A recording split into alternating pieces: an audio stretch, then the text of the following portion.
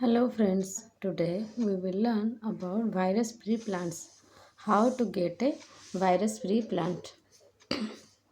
Seeds from virus-infected plants generally do not contain the virus.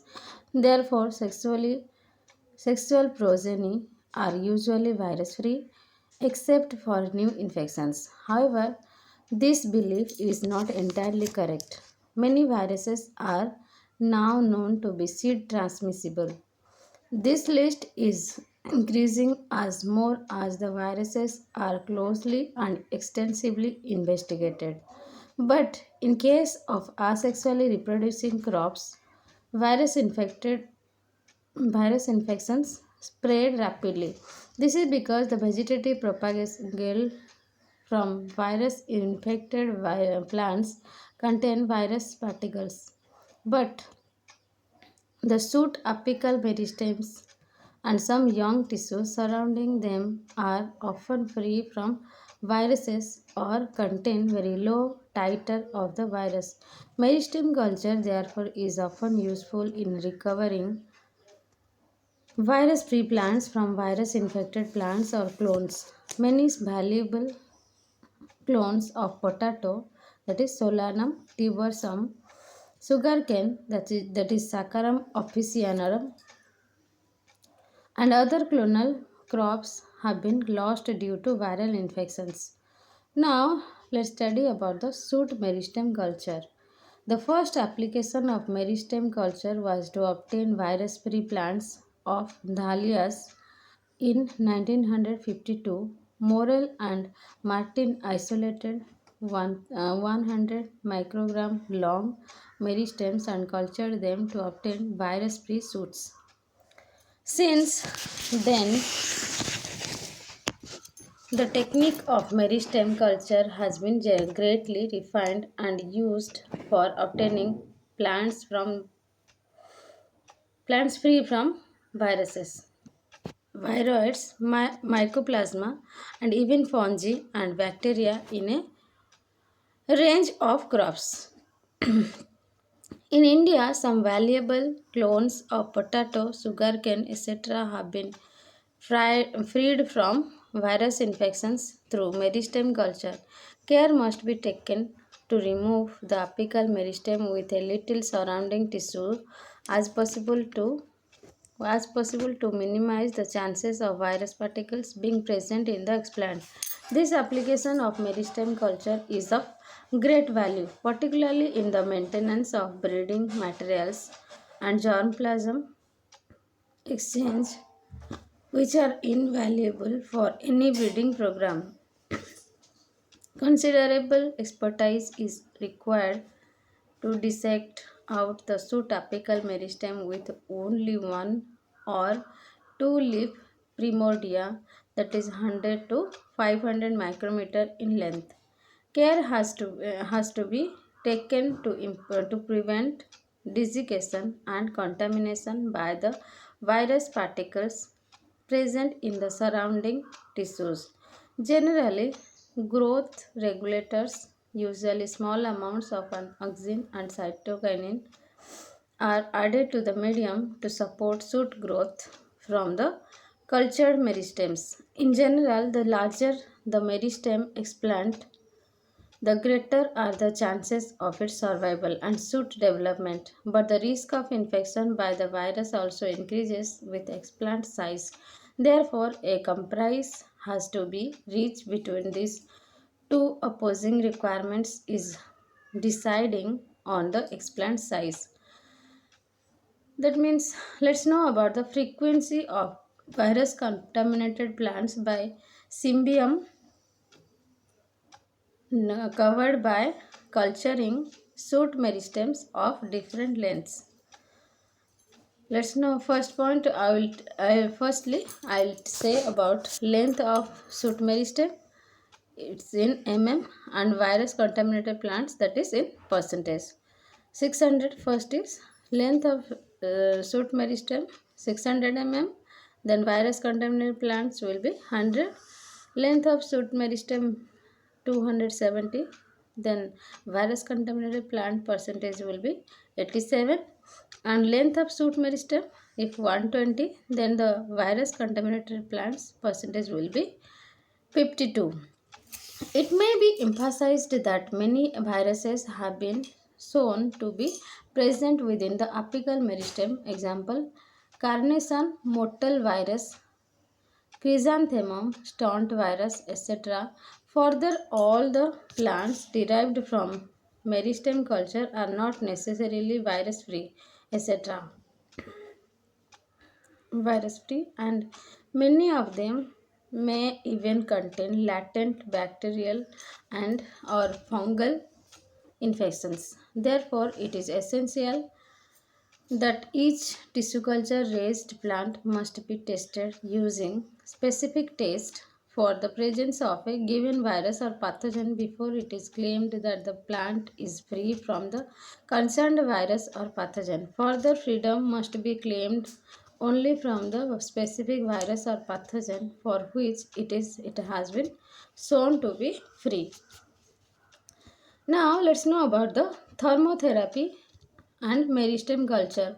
Conventionally, viruses are eliminated by thermotherapy of whole plants, in which plants are exposed to temperature between 35 to 40 degrees centigrade for a few minutes to several weeks, depending on the host virus combination. Thermotherapy is based on the fact that most viruses are killed at temperatures much below those which kill their host plants. Thermotherapy is usually effective against isometric and thread like viruses and against mycoplasmas, but is ineffective against many other viruses. Only a small portion of plants survive heat treatment, and often these plants become susceptible to other diseases, possibly due to inactivation of their defense mechanisms. Thermotherapy is often combined profitably with meristem culture to obtain virus free plants. In general, shoot tips are excised from heat treated plants, but cultured meristems may also be given thermotherapy. The former is the former is preferred preferably since larger explants can be safely taken from heat treated plants. Potato virus is or potato virus X are not eliminated either by thermotherapy or by meristem culture alone. But both these viruses have been eliminated by culturing meristems from heat treated plants. But in case of some viruses, potato spindle tuber virus, example, potato spindle tuber virus, plants recovered from thermotherapy, followed by meristem culture, by have to be subjected to a second cycle of heat treatment coupled with soot tip culture for effective virus elimination. The heat treatment may either be continuous or a daily cycle of high and low temperatures may be applied. The latter is often preferably. The duration of treatment may vary from few to several days, 8 to 18 weeks for PVX, depending on the host virus combination. This is perhaps the most successful approach of virus elimination. Now, let's know about cryotherapy. Most recently, prolonged exposure to a low temperature, that is 5 degrees centigrade, followed by soot tip culture, has proved quite successful in virus elimination. This is often called cryotherapy. For example, soot tip cultures from chrysanthemum plants treated with 5 degrees centigrade for 4 months yielded 67% plants free from chrysanthemum stunt virus and 22% plants free from chrysanthemum chloride motile virus. The frequency of the virus-free plants increased to 73% in case of CSV and to 49% in case of CCMV. After a 9 to 9.5 months exposure to 5 degrees centigrade. Cold treatment is preferable to heat treatment as it is less injurious to the plants and often more effective in virus elimination. Now let's know about the chemotherapy. Some chemicals, example virazole, cyclohexamide, actinomycin D, etc., which interfere with virus multiplication may be added into the culture medium for curing the shoot tips of viruses. This is known as chemotherapy. For example, virazole was shown to eradicate potato virus X from shoots derived from tobacco protoplast. Virazole is effective against of a range of animal DNA and RNA viruses. It has also been used to eliminate ORSV, that means odontoglossum ring spot virus from Symbium. ORSB elimination frequency also improves when Symbidium shoot tips are treated with antibodies against ORSB before culture. Now let's study about virus indexing. It may be emphasized that all the plants obtained through meristem culture with or without chemo or thermotherapy are not virus free. Therefore, such plants have to be tested for the presence of the concerned virus. This is called virus indexing. This is called virus indexing. The simplest method for virus The simplest method for virus indexing is to score the test plants for the presence of specific symptoms produced by the relevant virus. However, the development of visible symptoms may take considerable time. Alternatively, the saps from test plants may be used to inoculate highly sensitive and healthy indicator plants. An indicator plant for a virus is that plant species or variety which is highly susceptible to the virus and reliable and readily develops the symptoms. A highly sensitive and precise technique for virus indexing employs antibodies specific to the concerned virus. This is known as serological test. Now come to ELISA, enzyme-linked immunoservant assay, is perhaps the most convenient, rapid, and efficient test system, especially when a large number of samples are to be handled. DNA and RNA probes can also be used for virus detection, but they are time taking and are not amenable to large scale application in a manner similar to ELISA. Now, let's know about the maintenance of virus free stocks. Plants freed from viruses are maintained in insect free glass houses or cages.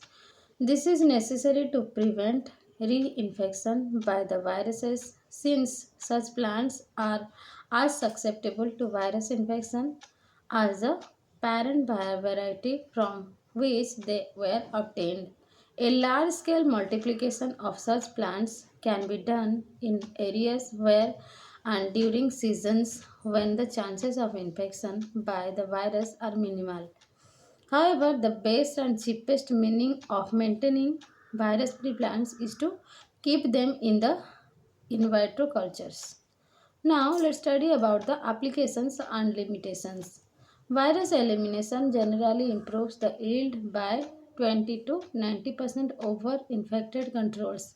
However, elimination of viruses may increase the susceptible of plants to other more severe viruses since the presence of one virus confers resistance to infection by other viruses. In addition, virus free plants so obtained may rapidly become infected by the same virus once they are taken to the field. As a result, virus free plants have been developed and used in breeding programs and for germplasm exchange. But They by themselves are of little commercial interest.